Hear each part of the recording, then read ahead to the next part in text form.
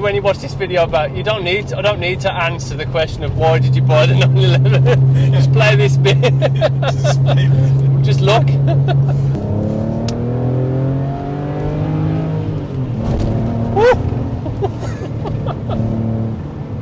Hello, welcome to Invictus Motors. My name is Bashir. We've got Rob Nash and Jenny from Sutton. They bought this Porsche 911 996 and we've been through this journey with Rob buying his dream Porsche 911. Well, essentially his first Porsche 911, but I don't want to take away from the experience of what Rob is going through. The video is there to talk about why he's bought a Porsche 911 996 and why he's waited such a long time to fulfill his dream and how we have been part of this journey. So I'll give the mic to Rob. Yeah, thank you very much. It's been a lifelong dream of mine to finally get this car. It's a really big day for me. We all grew up, anyone from my age, sort of with the poster boy, the 3.2 Carrera on the wall, and I sadly missed the boat on those, but certainly not with these ones. I wasn't going to let that happen. So it took a while to find one, but today we get the dream car. Here it is, the 996. Sold a 986, which is, I think, shares some common parts with this vehicle. So that's really where the similarities end, because once you get behind the wheel of one of these things, it really is the last nimble, very sort of small kind of Porsche before they got a little bit bloated, which is one of the reasons why I went for this one. And of course, let's address the elephant in the room, the price. Right, the price, and they're only going one way. As I said, I've sold a 986. That has made me some money over a very short period of time, and I know it's a safe investment. My first 911, I haven't even got it home yet, but I think it will be staying for a long time. Thank you. So let's get into it and we'll drive it. Okay. Yeah, I'm ready from my side. I'm curious to hear what you think. Okay. Going back to standard in terms of the... Yeah. Well, we did that for two reasons. We had short shifter, isn't it? One reason is because I like them from the factory, and because it's my first one. Where are we going? Left, aren't we? It's the first one, so I like it from the factory. And the second is because Janine's obviously driving, and she'll struggle with that. She would have struggled with that because you've got to drive them quite hard, haven't you? Yes. And so she won't do that because she'll be a bit scared. She'll be going, "Oh." So she'll be, and then she'll get flustered and start panicking. Oh. But I want to share it with her. I've got everything. I've got the right horse, the right house, the right woman, then the right car. All my dreams came true, and it's thanks to you. I'm glad I could be part of that. Honestly, and I wouldn't buy. I know when I'm dealing with the right person, I know it's the right car. Thank you. I haven't asked for anything apart from what you've done. Because I know it's a good price. What you've given me, I'm very, very happy with. Thank you. It's a great car. It really is. It's a perfect first car for me. It's the first 911 for me. It's got everything, and it's the right colour. It's the right spec. It's got everything done. I don't need to spend anything on it now. I can be confident.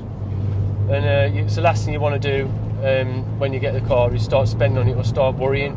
It's a big outlay, it's a big risk. I haven't even got a job, for God's sake. So this is like, I've bought this 911 with no job, but I know a good car when I see one. I know my money's safe, and you have to get them now before they're out of reach. Life's for living, you don't want to. I had a health scare at Christmas, and I thought, you have to do this now while you can. You never know. Sorry to hear that. Are you better now? Yeah, all good, and everything's fine now, fully recovered. But having a second bite at the cherry, what price do you put on that? And I know you've given me a fully sorted car. I don't have to worry about, and I can go off and enjoy, which is, and it's like you said, it's part of the process. It is part of the process, and I'm so happy we could be part of this journey. Yeah, and I wouldn't hesitate to recommend. I mean, I've seen the quality of the cars. And I know I'm not an idiot. I've bought and sold engines, aircraft, avionics all around the world. I've dealt with the Russians, and everybody in between, all sorts of people, all sorts of tough negotiators, all sorts of hard people. And I know when people are genuine and doing a good deal, and when they're not. So I really appreciate it. It's been a pleasure. Hey man, anytime. Now, in terms of obviously you had a 986 Boxster. Yeah. This was the generation 1. Yep. I mean, tell us a little bit about that. What year was it, and what sort of brought you to Porsche ownership, really? Yeah. So when I was a boy, I had the 3.2 Carrera, red poster boy on my lampshade and on my walls, and that was always my dream. And I missed the boat on those. Just the stars didn't align, and they got out of reach financially before I had the resources to get one. But the minute I could afford a Boxster, I bought one many years ago. Actually, I paid a lot of money when they first come out, and then life got in the way. I didn't have that for very long, and then once I started to get a bit of disposable income again, and I saw the price of the Mark 1 Boxster, the first ones going up, I took the opportunity to grab a really good one, the best example I could find, which was a fantastic car, and I just had to get in a Porsche again. I had to do it. I had to have another push, and it was Guards Red, and I knew it was as close I was going to get to my Guards Red 911 at the time, and that was 18 months ago. But it's still not a 911. So that served me very well. It's a beautiful car. It's been bought by the editor of a very well-known motoring magazine. He was very, very happy with it. But I've just sold it, and it had to be a 911 for me. Nothing else will do. And I know for a fact these 986s, the 996, sorry, they're going up in value. I know that they've got their foibles and people are put off, but people said that about the 964. They said it about every other 911 going, and these will be exactly the same. And this is just a fantastic car. It's a perfect blend of usability. I've got another car. I've got a 205 GTI, which is totally impractical and just screams and shouts and shakes and rattles, and it's totally impractical. Whereas this at least is usable, and it's got that German reliability, and the build quality is nothing like a Porsche. And I think once they're in your blood, you know, one of my earliest memories is being in the Lake District and seeing a 1970s 930 turbo come flying down the road. I was 3 years old, and I've got goosebumps talking about it, and it has just never left me. You're either a Porsche person or you're not. Wow. What an experience. Oh gosh. So here we are, you know, from that little boy memory, which is still one of my earliest memories actually, to sitting here today on my own. And you know, it just goes to show, if you persevere and be patient, these things, they can happen. These things, they can happen. I mean, sometimes I've had customers, they are so close to it, and then they are constantly put off by something. Whether that's a partner not willing or happy for them to buy their dream car, or whether it's a health issue.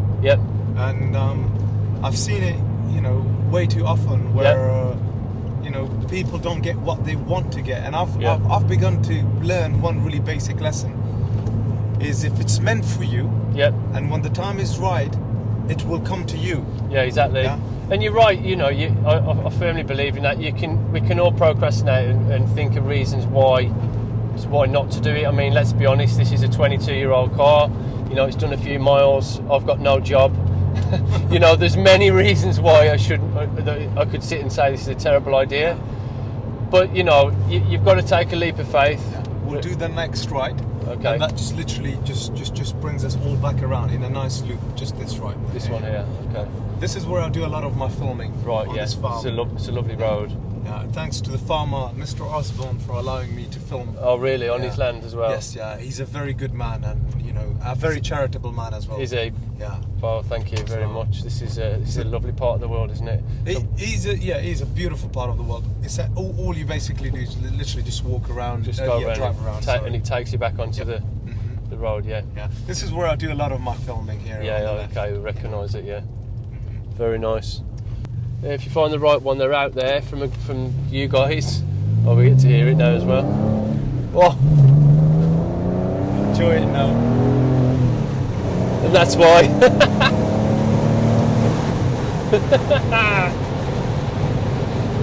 What a lovely time. Yeah, so go for it.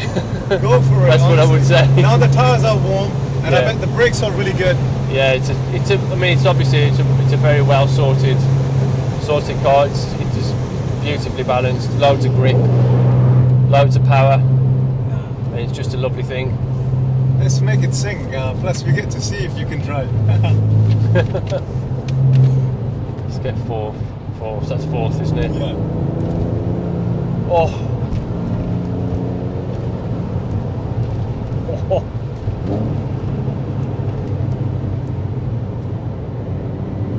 sounds amazing, that sports exhaust, doesn't it? No speed cameras down here, is there? No, none. And there's no couples around.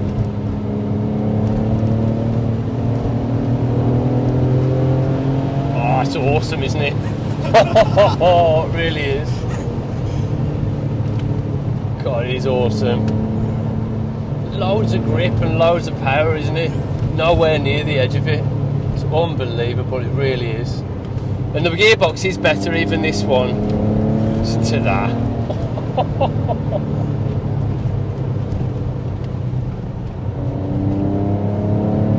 God, it's awesome, isn't it? Yeah, I mean, I love being a passenger. Just awesome. Honestly, and it brings a joy to me to know that I'm here part of something very special. Because, yeah, I see what you mean about the gearbox. It's quite, you've got to really drive it, haven't you? Yeah. God, it's awesome. Just absolutely awesome, really is. Loads of grip as well, isn't there? You know, you've got this dreaded pendulum effect, but you don't. You must have to really torment it before that really comes into effect. I mean, it feels it's so sure-footed, isn't it? I don't know how people end up putting it. Just driving, I suppose. The machine's only good as the person who's using it, isn't it? Correct. But And yeah, that's awesome. That is. And the best thing is you're wearing the right shoes. That's why I wore flats, yeah. Yes, That's why exactly why I wore these. Good. Exactly why. You're going to be so happy driving home in this. I'm already happy. It's awesome.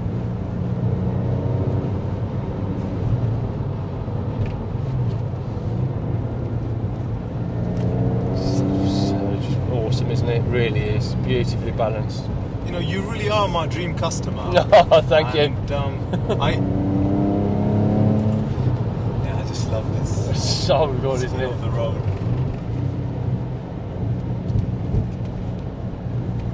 You know, from the minute go, you've been so open-minded.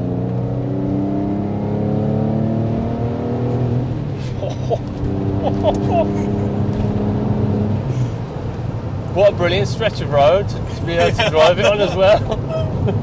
This is why, and when you watch this video back, I don't need to answer the question of why did you buy the 911. Just play this bit. Just look. You'll see why. No, it is really just unbelievable. And like I said, it's the perfect mix of, you've got that. I mean, that sounds every bit. That flat six engine is every bit 911. It is unmistakable, absolutely unmistakable. And they're every bit as good as they say, and they are awesome driving machines. And I'm an engineer by trade, as you know. Yes. Long since turned salesman, but nevertheless, that engineer never leaves you. I grew up taking two-stroke motorbikes apart, and I've still got a collection of motorbikes today. Wow. And I really appreciate engineering and reliability. And that's another thing that I'll say about, you know, people worry about mileage. Don't worry about mileage. These things, Porsche develop engines to race continually for 24 hours. Without breaking down. If you service them and you look after them, they will look after you. These are precision engineered, tough, reliable engines. And you can pick, the experts can pick faults with anything, but we're not going to go out and track them every day.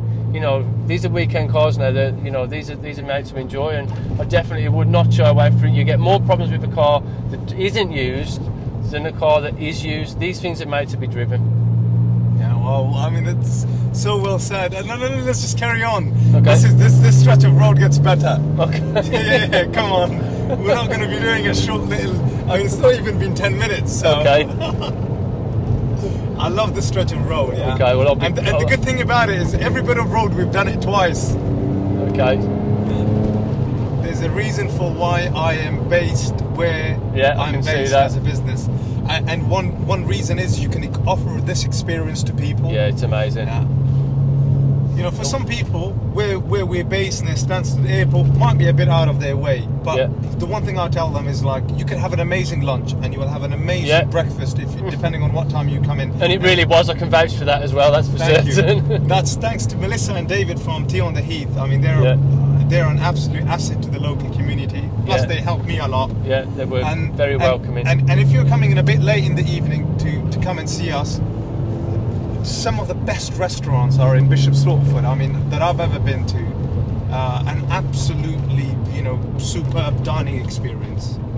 And You know, how many people can say that you could actually not just go out to buy a car or go to see a car or test drive a car, and it can be a very stressful experience in itself. Yeah, absolutely. But to actually do the business with somebody that is actually a nice, friendly, easygoing person, as long as you could, you know, give the same back, but and at the same time you don't leave hungry. No, definitely not. It's a good tip actually. By the time we're leaving, we'll be ready for dinner. So we might take the long and winding road and go and find somewhere. But it's a lovely part of the world, I'll say that. And plus, you've come at such a good time that the whole journey back home would be in the daylight.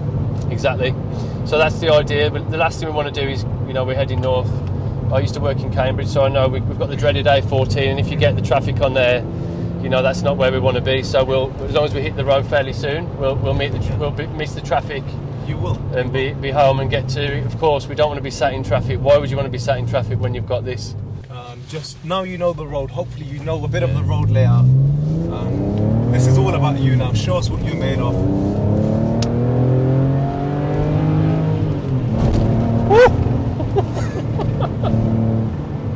Want to get it home in one piece? Yeah, you will. It's fine. I mean, you've got good tyres. The grip is unbelievable. It really is. It's like playing a computer game when you're a little boy, but in real life. Got all the noises. Oh, it's awesome, isn't it? Just that 300 brake horsepower pushing you along. Oh, what a lovely time. It is. And the roads are perfectly dry today. They are, yeah, absolutely perfect. So we're getting a bit of a tunnel here. Yeah. Not much of it.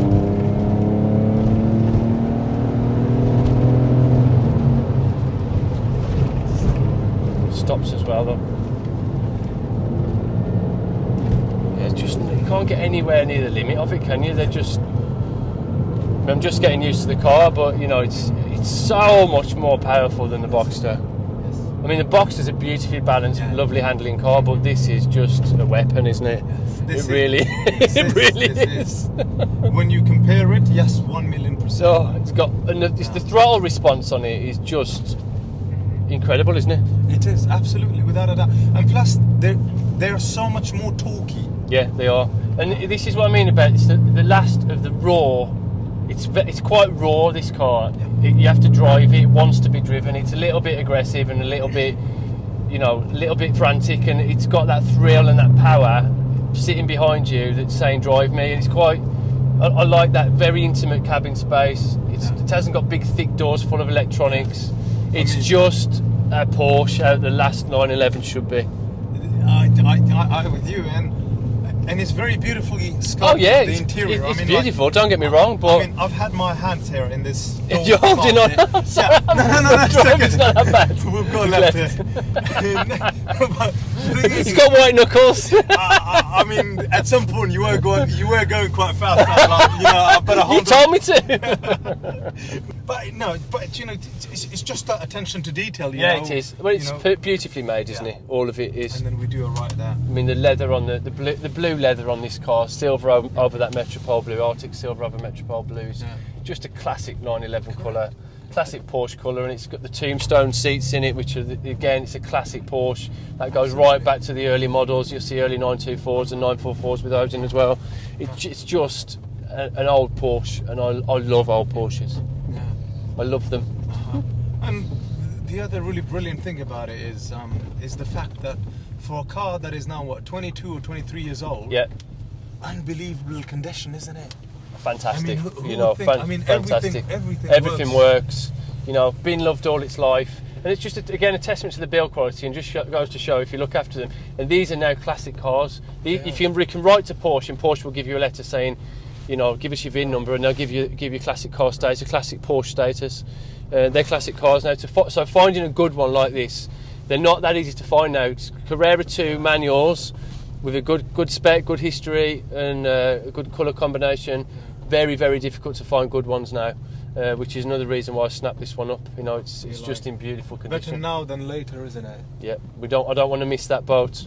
Again, it's the rest of the. For me personally, like I said, this is the last raw Porsche. They got a little bit overweight and a little bit too full of electronics after this one. For me personally, this has still got like the CDs and the cassette player, and I'm a very 90s, 80s, 90s guy. I'm showing my age, but that's my personal opinion. So that's why did it while I could. Do it while you can. And I do not regret it one bit. No, I'm so happy to know, you know, that this is the car. Yeah, undoubtedly. You know, we had it in stock all this time, what, 5 months? Yep. And the right person walks along, such as yourself, and says, "I'll happily have it." Yep. Yeah, you know, and you've looked at. No, don't get me wrong. Come on, I mean, the deal's a two-way street, and you've looked after me. We've made it happen together. It's been a pleasurable experience. Thank you. The right car to the right home. Yep. You know, I like to think we stay friends. We stay in touch now. Absolutely, And without a doubt. you know, help me with the servicing, put me in touch with the guys, and you know, I'll be absolutely delighted. So it's been nothing but a pleasure. Thank you so much, honestly. And now we're back where we started in one piece, which is good. We're still here. Thank you.